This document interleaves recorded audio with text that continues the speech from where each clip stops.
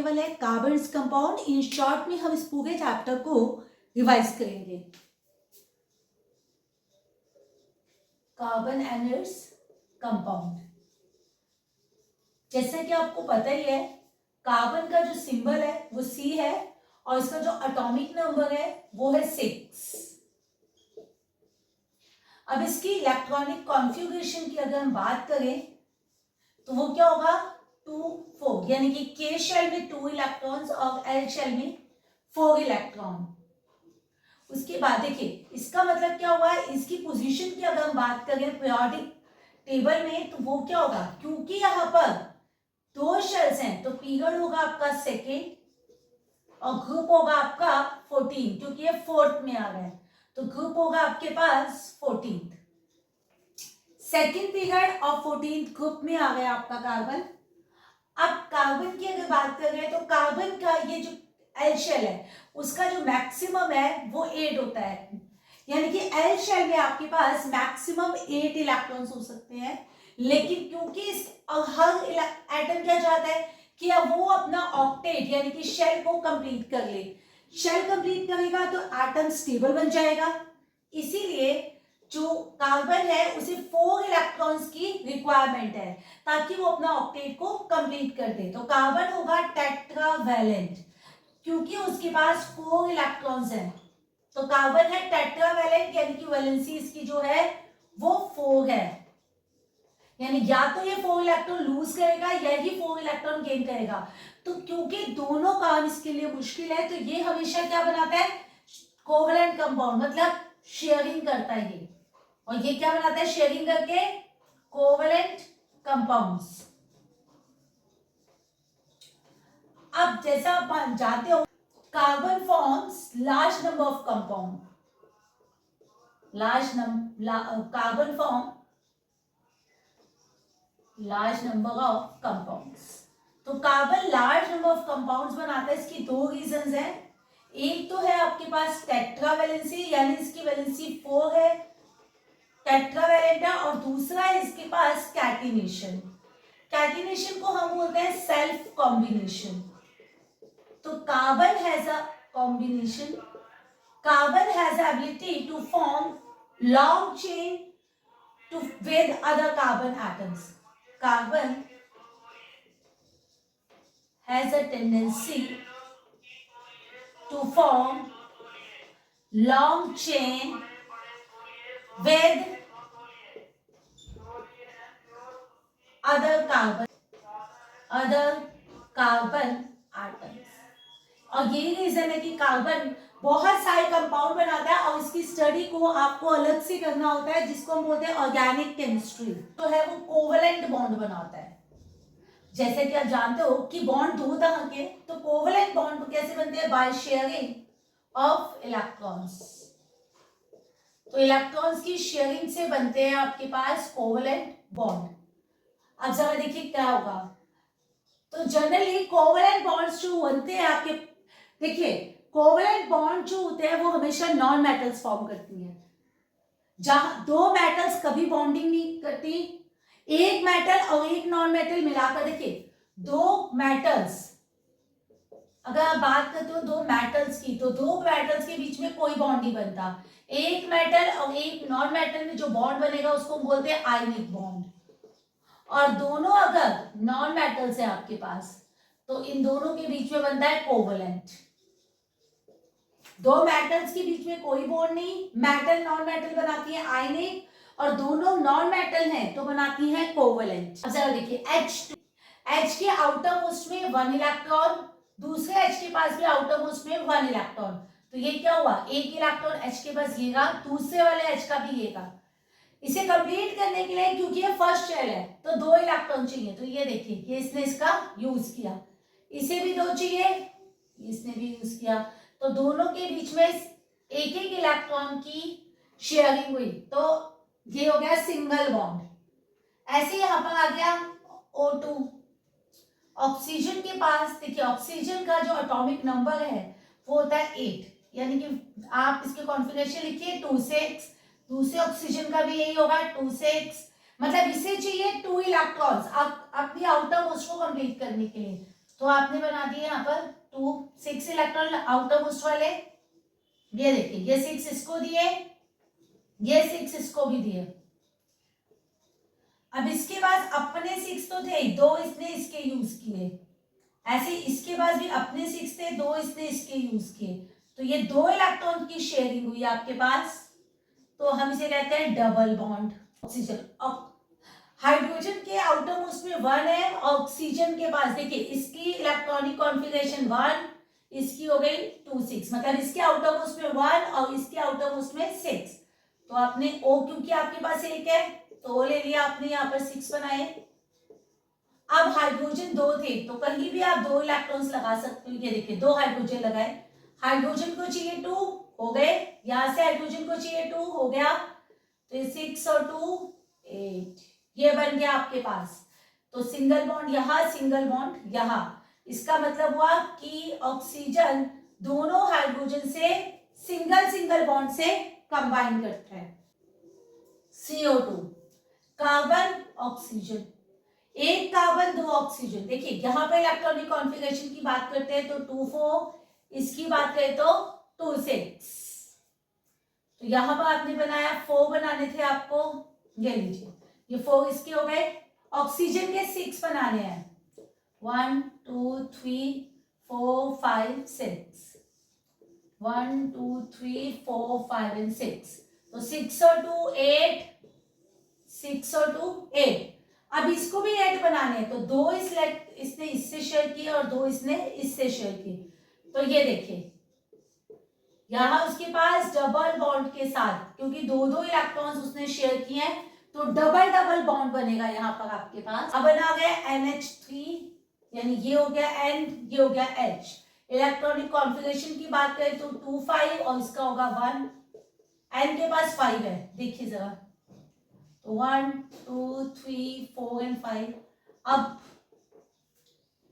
एक हाइड्रोजन यहाँ कहीं पे भी लगा दीजिए, दूसरा यहाँ लगाया आपने और तीसरा आपने यहाँ लगा दिया, इन सब के तो कंप्लीट हो गए। और नाइट्रोजन के देखिए जरा, 2 और 2 4 5 6 7 एंड 8, ये आपके पास हो गया अमोनिया, यानी कि सिंगल सिंगल बॉन्ड सबके साथ उसने बनाया है। अब बात करते हैं हम एलोट्रॉपी की। एलोट्रॉपी यानी कोई भी अगर एलिमेंट मोर देन 1 फॉर्म में आपको मिलता है तो हम उसे कहते हैं एलोट्रॉप्स, मोर देन 1 फॉर्म। कोई भी एलिमेंट अगर आपको एक से ज्यादा फॉर्म में मिलेगा तो उसे आप कहोगे एलोट्रॉप्स,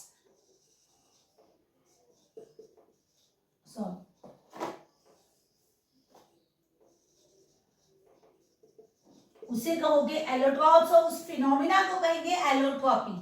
तो कार्बन के है आपके पास 3 एलोट्रॉप्स हैं, कार्बन 3 फॉर्म में मिलता है। प्योर फ्री स्टेट की बात कर रहे हैं हम, कार्बन फ्री स्टेट में आपको, कंबाइंड स्टेट में तो बहुत सारी जगहों पे कार्बन आपको मिलेगा, लेकिन फ्री स्टेट में आपको कार्बन सिर्फ 3 ही फॉर्म में मिलता है। सबसे पहले मिलता है डायमंड, उसके बाद मिलता है ग्रेफाइट और लास्ट है बकमिस्टर फुल्गेंस।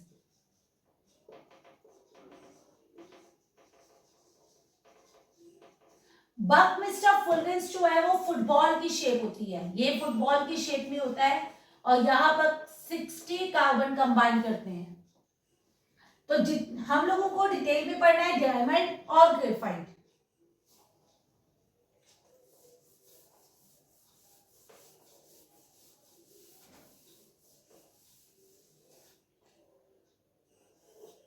ये हो गया आपका डायमंड, आपको पता ही है डायमंड जो होता है वो कैसा होता है, ट्रांसपेरेंट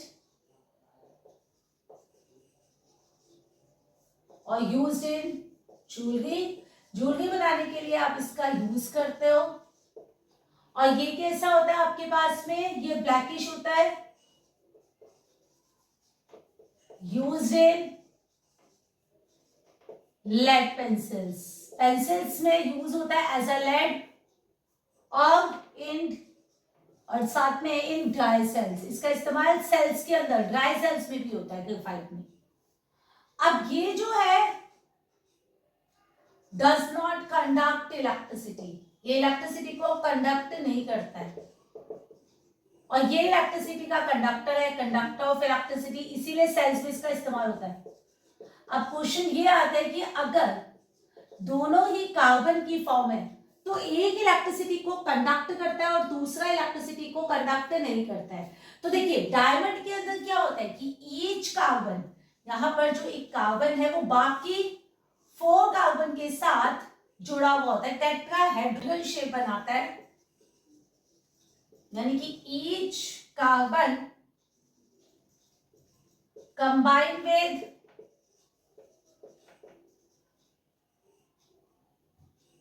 दोनों कार्बन की फॉर्म है, लेकिन एक इलेक्ट्रिसिटी को कंडक्ट करता है और दूसरा इलेक्ट्रिसिटी को कंडक्ट नहीं करता है। ऐसा क्यों?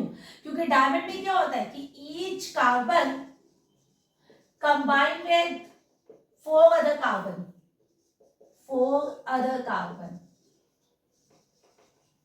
तो आप यहां पर क्या है, no free electron is present, no free electron is present to conduct electricity. Electricity को कंडक्ट करने के लिए यहां पर कोई भी फ्री इलेक्ट्रॉन नहीं होता है, इसीलिए ये इलेक्ट्रिसिटी को कंडक्ट नहीं करता है। अब क्योंकि ये 4 कार्बन से कंबाइन करता है तो यहां पर जो बॉन्डिंग है, बॉन्डिंग कैसी है इसकी, बॉन्डिंग इज वेरी स्ट्रॉन्ग, बहुत ही स्ट्रॉन्ग बॉन्डिंग है इसकी, और इसीलिए हार्डेस्ट सब्सटेंस है ये, हार्डेस्ट नेचुरल सब्सटेंस बन जाता है ये। कोई भी सब्सटेंस जिसकी बॉन्डिंग जितनी ज्यादा स्ट्रॉन्ग होगी वो उतना ही हार्ड होगा। अब ग्रेफाइट में क्या है कि each carbon combine to form hexagonal shape. अब यहां पर हेक्सागोनल शेप बनाता है, यहां पर वो हेक्सागोनल टाइप की शेप बनाते हैं। ये देखिए, ये कुछ इस तरह से हेक्सागोनल टाइप इस तरह से शेप बनाता है, और ऐसे लेयरिंग में होता है यहां पर, ये देखिए। तो ये लेयरिंग बनाता है इस तरह से, इनके साथ इसकी लेयर होती है।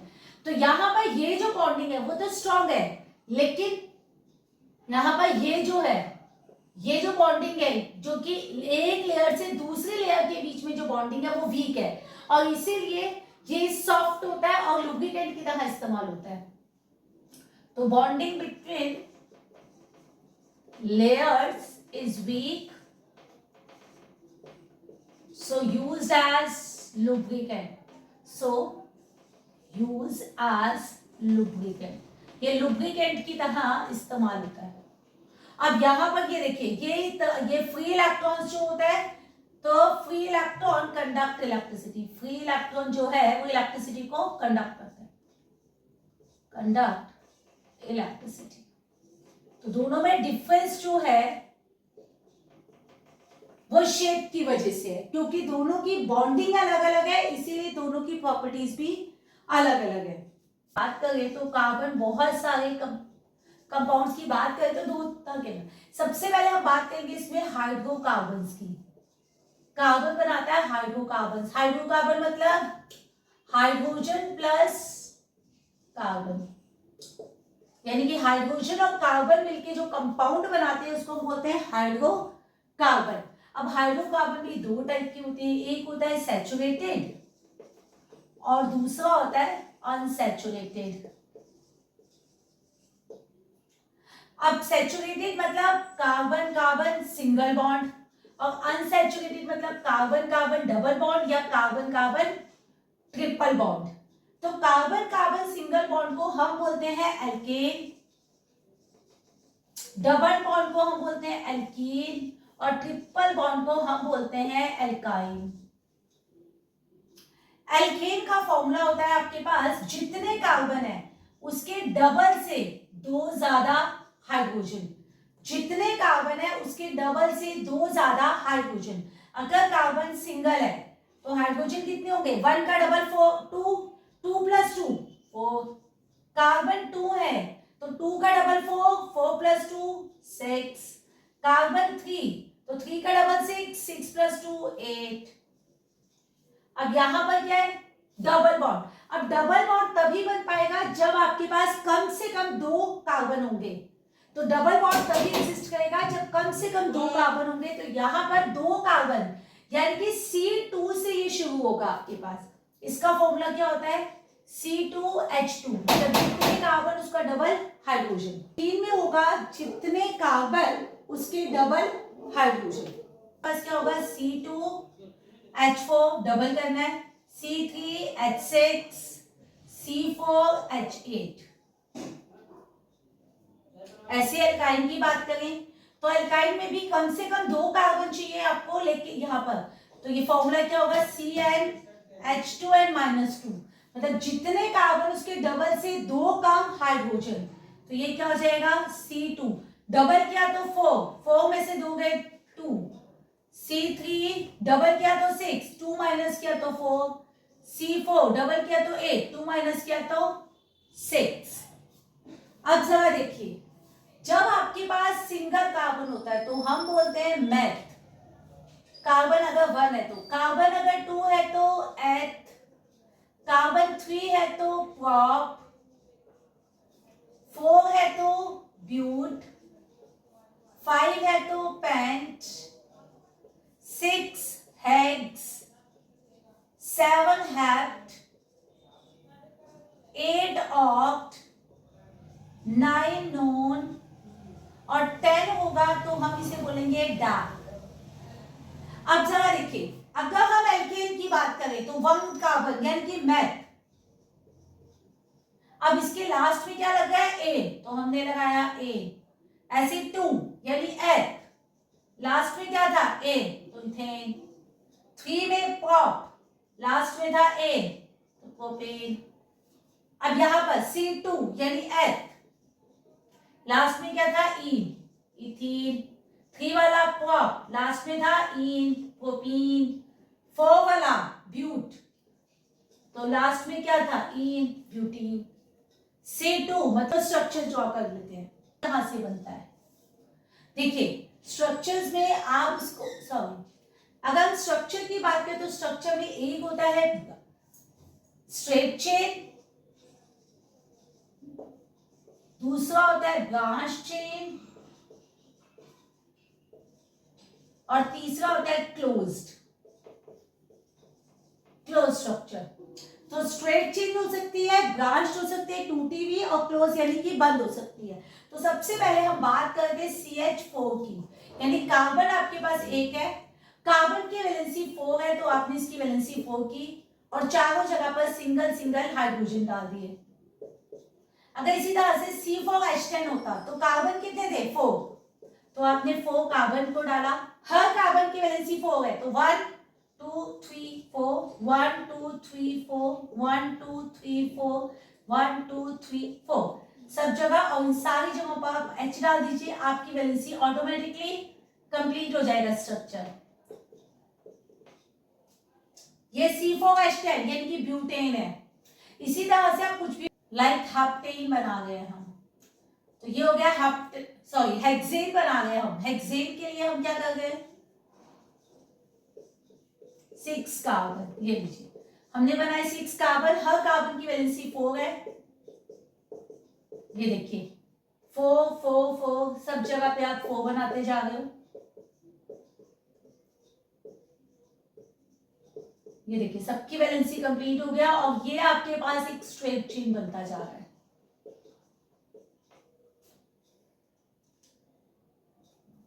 तो इसका जो नाम होगा वो क्या होगा, एन, यानी कि नॉर्मल हेक्सेन। इसका नाम होगा एन हेक्सेन, मतलब नॉर्मल हेक्सेन। अगर इसी को बनाने का दूसरा तरीका जो है वो देखिए क्या होगा, आपके पास C6 था तो आप इसे ब्रेक भी कर सकते थे। आपने इसे ब्रेक कर दिया, कहीं से भी, बीच में से, साइड से ब्रेक करेंगे तो कोई फायदा नहीं है, बीच में से कहीं से तोड़ दिया, ब्रेक कर दिया, जहां से मन कर रहा है, ऊपर नीचे कहीं भी। तो अब वैलेंसी को सेटिस्फाइड कीजिए, तो 1 2 3 4, 1 2 3 4, 3 1 4 4 4, और ये हो गया 4। देखिए सबकी वैलेंसी सेटिस्फाइड है, और सब जगह हाइड्रोजन लगा दीजिए।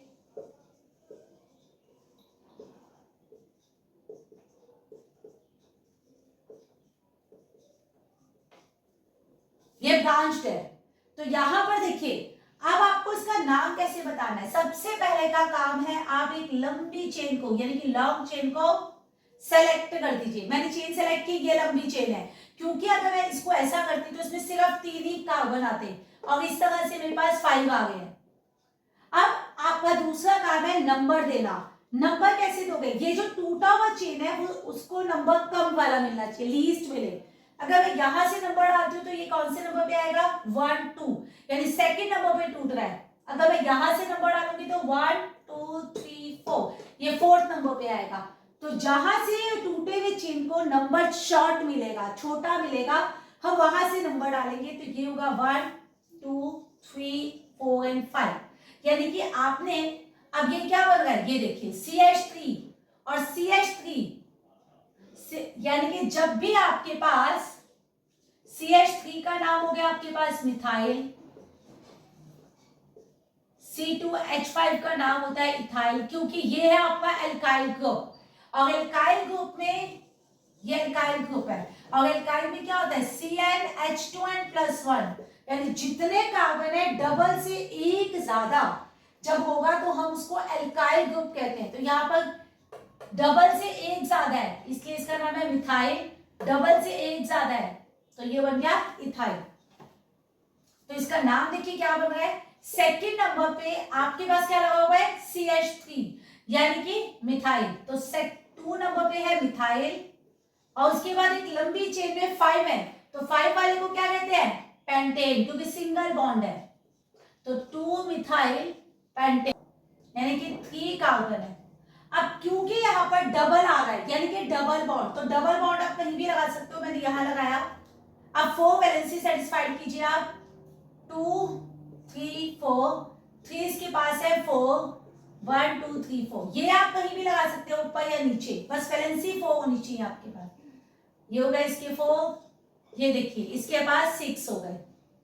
तो इसका नाम क्या है, क्योंकि 3 कार्बन है तो हमने इसको नाम क्या दिया, प्रोप, क्योंकि डबल बॉन्ड बना था तो इन, प्रोपीन। हम इसको 1 प्रोपीन भी कहते हैं, क्योंकि फर्स्ट नंबर पे डबल बॉन्ड है, फर्स्ट नंबर पे डबल बॉन्ड है, इसलिए प्रोपीन या 1 प्रोपीन कुछ भी कह सकते हैं हम। ये जो नंबर होता है हमें बताता है डबल बॉन्ड कहाँ एग्जिस्ट कर रहा है। आप बना रहे हो C5H10, अब देखिए डबल है, पहले तो आपने बनाए 5 कार्बन, डबल बॉन्ड को आपको दिखाना है। अगर आप ये देखिए यहाँ पर डबल बॉन्ड, सबकी वैलेंसी 4 हो गया, सबकी वैलेंसी 4 कर दीजिए आप।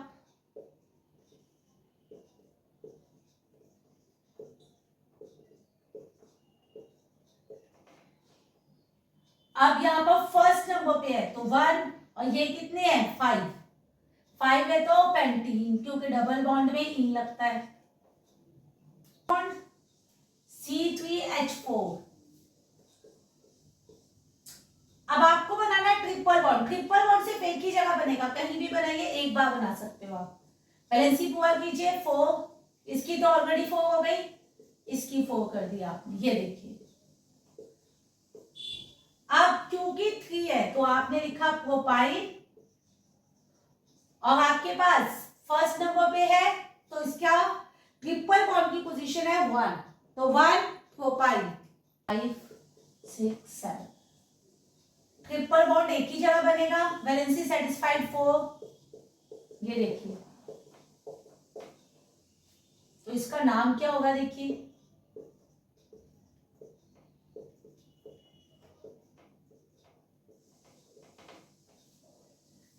इसका नाम होगा, फर्स्ट नंबर पे है और 7 कार्बन है तो हेप्टाइन, इसका नाम होगा हेप्टाइन। की पोजीशन भी चेंज करनी पड़ेगी, ये बनेगा 3 हेप्टाइन। चेंज किया, ब्रांच किया, क्लोज की बात करते हैं, क्लोज कर गए हम, 3 कार्बन क्लोज करना है हमको, ये लीजिए ये क्लोज हुआ। अब वैलेंसी 4 होनी चाहिए, तो 2 तो ऑलरेडी थे, 3 4 3 4 3 4। क्लोज करने के लिए आपके पास, आप देखिए सिंगल बॉन्ड में अगर आप क्लोज बनाते हो तो आपको यहाँ पर जो है डबल होनी चाहिए वैलेंसी, तभी आप क्लोज कर पाओगे। ये देखिए सिंगल बॉन्ड में यानी कि आप क्लोज फिगर नहीं बना सकते, तो 4 4 और 4 हो गए आपके पास सब जगह, ये बन जाएगा आपके पास, ये क्लोज फिगर है आपके पास। बेंजीन C6H6 यानी कि 6 कार्बन है आपके पास, 4 5 6। अब आपके पास लेकिन हाइड्रोजन भी 6 है, यानी सबके पास एक एक हाइड्रोजन है। इसका नाम है बेंजीन। पहले वाले का नाम था साइक्लोपेंटीन, इसका नाम है बेंजीन। अब जरा देखिए यहाँ पर 3 ही है, 4 बनाने हैं आपको, तो कहीं पे भी एक जगह डबल बॉन्ड लगा दिया आपने। अब देखिए इसके 1 2 3 4, इसका चेक कीजिए 1 2 3 4। अब इसका बनाते हैं, तो ये हो गया 3, यहाँ पे लगाया आपने, तो 1 2 3 4। इसका चेक कीजिए 1 2 3 4। अब इसका 3 है, तो यहाँ पे लगाया, तो 1 2 3 4, यानी एक छोड़कर एक बार डबल बॉन्ड लगा दीजिए तो ये कंप्लीट हो जाएगा और ये बन जाएगा बेंजीन। अब हम बात करेंगे फंक्शनल ग्रुप की, बात करेंगे अल्कोहल की। अल्कोहल का फॉर्मूला देखिए क्या होगा, अल्कोहल होगा CnH2n+1OH, यानी लास्ट में जिसके OH लगे वो अल्कोहल है आपके पास। तो यहां पर लास्ट में OH यानी कि अल्काइल ग्रुप, आर मतलब अल्काइल ग्रुप, तो अल्काइल ग्रुप के साथ OH लगाकर अल्कोहल बन जाता है, तो यानी कि CH3OH, तो नाम हो गया मीथेनॉल, क्योंकि लास्ट में ऑल आ रहा है तो आपने लिखाया मीथेनॉल। ऐसे ही C2H5OH इथेनॉल, यहां पर हो गया C3H7OH प्रोपेनॉल। तो सिंगल बॉन्ड के साथ OH ग्रुप लगता है तो वो बन जाता है अल्कोहल। आता है हमारे पास कार्बोक्सिलिक एसिड, यानी कि अल्काइल। यहां पर कार्बन होगा और कार्बन के साथ, यहां पर तो अल्काइल ग्रुप है, कार्बन के साथ डबल बॉन्ड में O और यहां पर OH, ये इसका फंक्शनल ग्रुप है। C के साथ डबल बॉन्ड में O और यहां पर होगा OH और यहां पर O1 लगेगा, तो CH3COO, यहां पर देखिए CH3COOH, तो कितने कार्बन, 2, तो इसका नाम हो गया इथेनोइक एसिड। अगर सिंगल, ये तो आपके पास बनेगा ही, अगर एक ही कार्बन है तो आपके पास होगा मीथेनोइक। इसी तरह से आपके पास CH3COOH, तो आप इसे कहते हैं प्रोपेनोइक, यानी एक कार्बन डबल बॉन्ड के साथ O और फिर OH, तो COOH का मतलब होता है कार्बोक्सिलिक ग्रुप। कीटोन में C के साथ डबल बॉन्ड में O होगा, इसको आप बोलते हैं कीटोन। ये कीटोन है आपके पास और कीटोन में हम लगाते हैं ON, जैसे कि ये देखिए,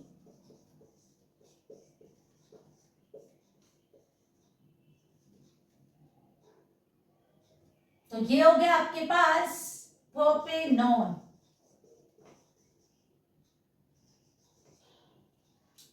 बीच में लगेगा आपके पास, जब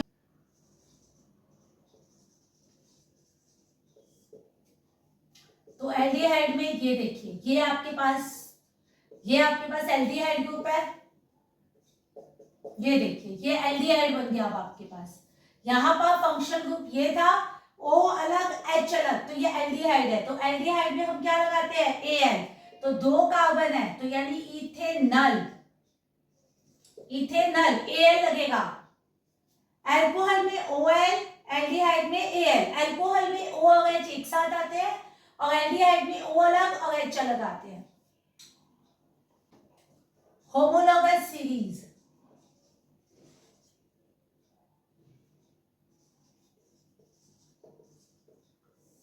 होमोलॉगस सीरीज मतलब हैविंग सेम फंक्शनल ग्रुप, यानी जहां पर आपके पास सेम फंक्शनल ग्रुप होंगे तो आप बोलोगे उसे homologous series, and every successive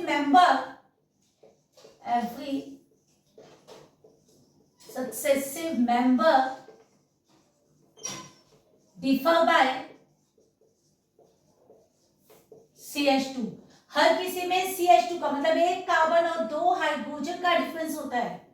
जैसे कि यहां पर देखिए आप CH4, C2H6, C3H8, एक एक कार्बन बढ़ रहा है और दो दो हाइड्रोजन बढ़ रहे हैं, ये होगा homologous series. Isomers having same molecular formula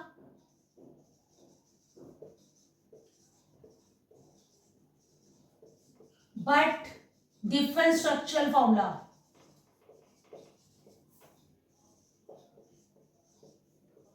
structural formula,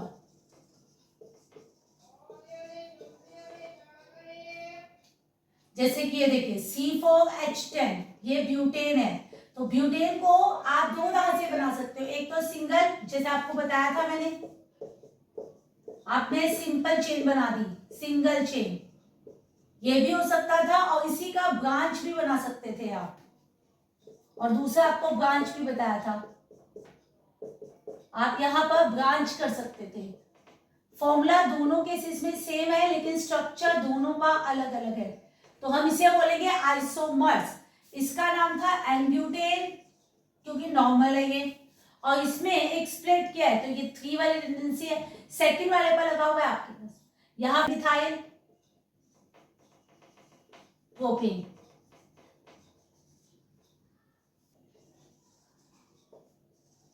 chemical properties, सबसे पहले हम बात करते हैं कंबंशन की, यानी burn in air to form heat and light. यानी कोई भी कार्बन कंपाउंड अगर एयर में बर्न होगा तो हीट और लाइट बनाता है। जैसे कि CH4, अगर आप उसको एयर में बर्न करोगे तो आपके पास क्या बनेगा, CO2 प्लस वाटर,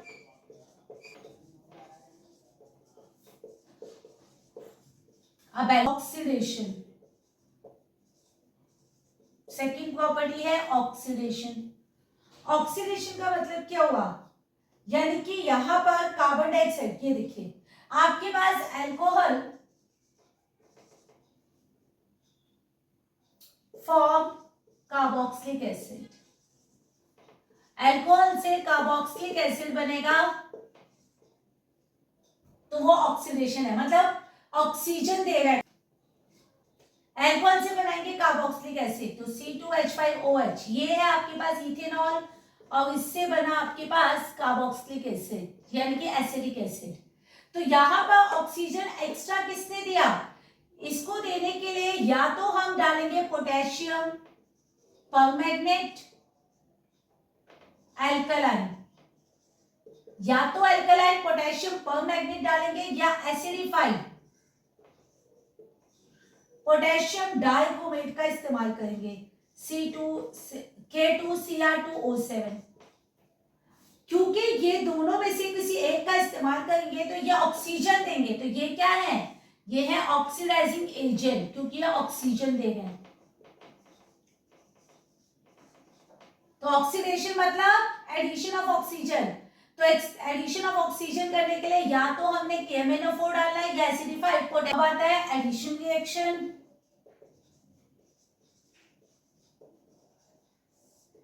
ये कहां पर होता है, अनसैचुरेटेड में, अनसैचुरेटेड हाइड्रोकार्बन में। एडिशन से तभी पॉसिबल है कि जब वो अनसैचुरेटेड हो, यानी कि डबल या ट्रिपल बॉन्ड हो। तो आपके पास ये देखिए, ये आपके पास डबल बॉन्ड था, आपने इसमें कोई भी कंपाउंड, अगर आप इसमें हाइड्रोजन ऐड करते हो तो हम इसे बोलते हैं हाइड्रोजन, यानी कि एडिशन ऑफ हाइड्रोजन। अगर एडिशन ऑफ हाइड्रोजन करते हो तो इसे हम बोलते हैं हाइड्रोजिनेशन, हाइड्रोजिनेशन, यानी कि वनस्पति घी से वनस्पति ये ऑयल बन जाता है, घी से ऑयल बन जाता है, इसी को बोलते हैं एडिशन रिएक्शन। तो हाइड्रोजनेशन किया, डबल बॉन्ड ब्रेक करके सिंगल बॉन्ड बन गया आपका, डबल बॉन्ड ब्रेक करके सिंगल बॉन्ड बन गया आपका, ये एडिशन है। फिर आता है सब्स्टिट्यूशन,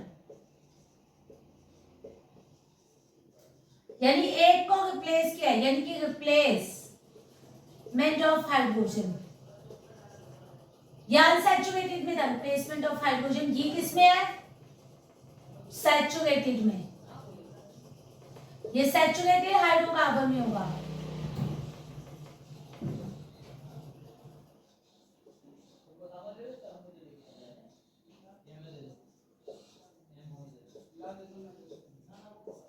अब यहां पर सिंगल है, तो ये क्या कर रहे हो, एक क्लोरीन यहां आएगा, तो यहां पर एक हाइड्रोजन को रिप्लेस करना है आपको, एक हाइड्रोजन की जगह क्लोरीन आ गया और एक हाइड्रोजन और एक क्लोरीन बच गया, ये था आपका सब्स्टिट्यूशन, मतलब एक को हटाकर दूसरा उसकी जगह। अब बात कर रहे हैं इथेनॉल की। इथेनॉल क्या है, इथेनॉल है C2H5OH, जिसको जनरली हम अल्कोहल के नाम से जानते हैं, और जो इसका यूज है वो हम कहां पर करते हैं, मेडिसिन में होता है cough syrups, for making cough syrups. आप कफ सिरप्स बनाते हो, टॉनिक्स बनाते हो, तो वहां पर इन सब का इस्तेमाल किया जाता है। अब इसके रिएक्शंस की बात करें तो आप सोचिए C2H5OH, अब इसका रिएक्शन हम सोडियम मेटल के साथ कर रहे हैं, रिएक्शन विद सोडियम मेटल, और जैसे सोडियम मेटल के साथ इसका रिएक्शन होगा, हाइड्रोजन जो है वो हट जाएगा, तो हाइड्रोजन हो गया सेपरेट, और हाइड्रोजन की जगह कौन आएगा, सोडियम, तो ये बन जाएगा C2H5O, इस पे स्लाइटली नेगेटिव और इस पे स्लाइटली पॉजिटिव भी रहता है, तो इसको बोलते हैं, इसका नाम है सोडियम इथोऑक्साइड,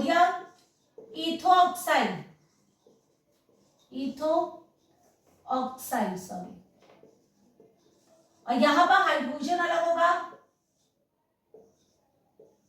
तो ये हाइड्रोजन गैस लिबरेट हो जाएगी, सोडियम इथोऑक्साइड बनता है, रिएक्शन विद सोडियम। नेक्स्ट होता है आपके पास में डिहाइड्रेशन। डिहाइड्रेशन का मतलब क्या है, removal of water,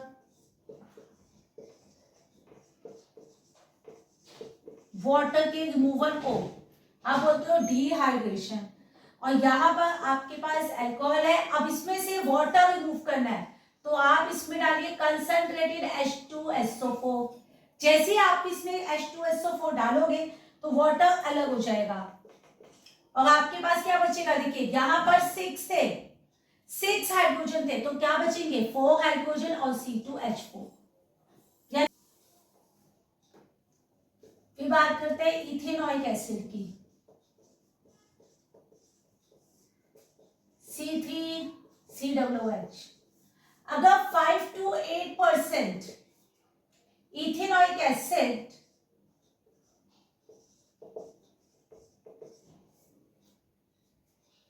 dissolve in water, form vinegar, ये विनेगर बना देता है, जिसका इस्तेमाल एज अ प्रिजर्वेटिव भी आप करते हो। अगर विनेगर जो है, जितनी भी कोल्ड कंट्रीज है वहां पर विनेगर क्या होता है, फ्रीज हो जाता है, freeze to form glacial acetic acid, glacial acetic acid. अब इसकी प्रॉपर्टीज की बात करते हैं हम इथेनॉइक एसिड की, तो सबसे पहले ये क्या करता है, एस्टरिफिकेशन। एस्टरिफिकेशन मतलब फॉर्मेशन ऑफ एस्टर। एस्टर क्या होता है, फूड स्मेल जो आती है वो एस्टर्स होते हैं, फॉर्मेशन ऑफ एस्टर। जितने भी परफ्यूम्स लेते हो आप, खाने के फ्लेवर्स लेते हो आप, तो वहां पर जो आपको स्वीट स्मेल्स आती हैं वो एस्टर की होती हैं, तो वो बनते हैं आपके इथेनॉइक एसिड से। तो एस्टर फॉर्मेशन के लिए आपको क्या करना है, अल्कोहल प्लस कार्बोक्सिलिक एसिड, और इससे बन जाएगा एस्टर। तो ये हो गया C2H5OH प्लस CH3COOH। अब यहां से एस्टर बन रहा है और एस्टर के लिए आपको किसी कैटलिस्ट की जरूरत है, तो निकल यूज होगा एज अ कैटलिस्ट। अब आपको करना क्या है, देखिए यहां से H हटाना और यहां से OH हटाना है, यानी कि वाटर को आप अलग कर दीजिए और ये पूरा का पूरा कंपाउंड एसिड वाला लिख दीजिए CH3COO। और फिर यहां पर क्या आएगा C2H5। तो पहले इसको नाम दीजिए, इसका नाम होगा इथाइल, और यहां पर भी दो है आपके पास, तो इसका नाम होगा इथेनॉएट, इथाइल इथेनॉएट। ये एस्टर बन गया। इसी का रिवर्स एक्शन जब होगा उसको बोलते हैं सपोनिफिकेशन, उसी को सपोनिफिकेशन बोलते हैं। सपोनिफिकेशन मतलब फॉर्मेशन ऑफ सोप, ये हम सोप बनाने में यूज करते हैं, फॉर्मेशन ऑफ सोप। उल्टा कर दीजिए, यहां पर देखिए जरा CH3COO C2H5। अगर इसमें हम NaOH यानी कि सोडियम हाइड्रोक्साइड डालेंगे तो क्या होगा, एसिड अलग हो जाएगा, अल्कोहल अलग हो जाएगा। तो एसिड हो जाएगा CH3COOH और अल्कोहल C2H5OH, दोनों अलग अलग हो जाएंगे। और इसी को हम बोलेंगे सपोनिफिकेशन, यानी एस्टिफिकेशन का रिवर्स होता है सपोनिफिकेशन। CH3COOH को हम में अगर हम बेस डालते हैं NaOH डाल दें तो क्या होगा, देखिए एसिडिक एसिड में NaOH डालने पर क्या होगा, तो Na जो है H की जगह आ जाएगा और वाटर अलग हो जाएगा, यहां से वाटर अलग हुआ और ये क्या बचा आपके पास CH3COONA, यानी कि सोडियम इथेनॉइट, सोडियम इथेनॉइट।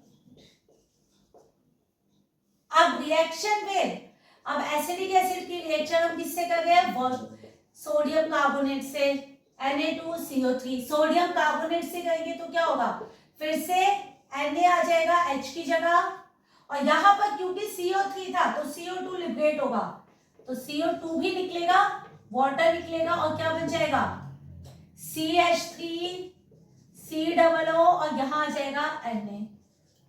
अब Na2 था तो यहां पे भी 2 कर दीजिए और ये देखिए यहां पर भी 2 कर दीजिए। ऐसे अगर एसिडिक एसिड को सोडियम बाइकार्बोनेट से रिएक्ट कराएंगे हम तो यहां पर क्या बनेगा, फिर से NaH की जगह आएगा, CO3 था तो CO2 लिबरेट होगा और आपके पास क्या बन जाएगा CH3COONA। अब हम बात करेंगे सोप एंड डिटर्जेंट्स की।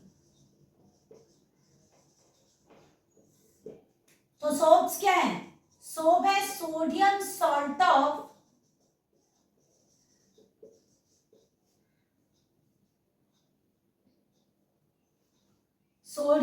Sodium salt of carbon compound, यानी कि कार्बन कंपाउंड के सोडियम सॉल्ट को हम बोलते हैं सोप। और सोप की खासियत होती है does not give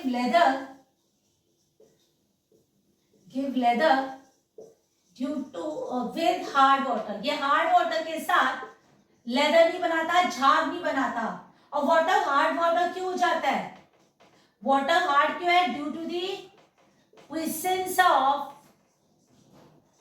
calcium and magnesium ions. Calcium और मैग्नीशियम आयन की वजह से वाटर हार्ड हो जाता है, जबकि डिटर्जेंट्स की यही एक खूबी है कि वो क्या करता है, वो हार्ड वाटर के साथ भी लेदर यानी कि झाग बना देता है। ये होते हैं पोटेशियम सॉल्ट, वो सोडियम सॉल्ट था, ये पोटेशियम सॉल्ट है, ये हार्ड वाटर के साथ भी काम करता है।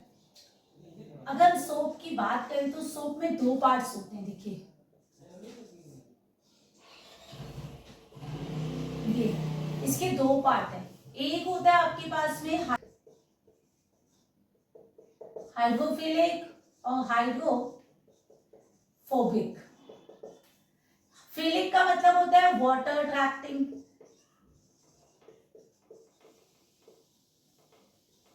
और ये क्या है वाटर रिपेलिंग।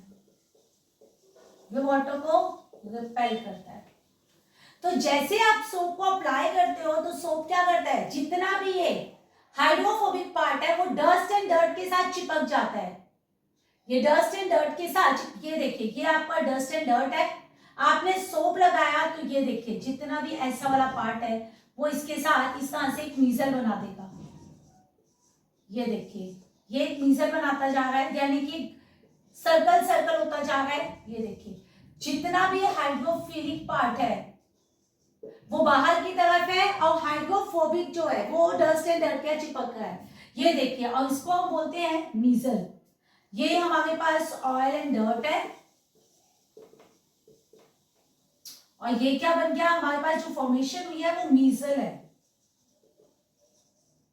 मीजल की फॉर्मेशन हुई। अब जैसे आप इसे पानी में निकालोगे तो जितना भी ऑयल एंड डर्ट है, क्योंकि ये हाइड्रोफिलिक पार्ट पानी के साथ अट्रैक्ट होगा, तो जितना भी डर्ट है वो पानी में चला जाएगा और आपके जो कपड़े हैं वो क्लीन हो जाएंगे। तो ये था सोप का क्लींजिंग एक्शन। आप इसे अच्छे से रिवाइज कीजिएगा एग्जाम के लिए।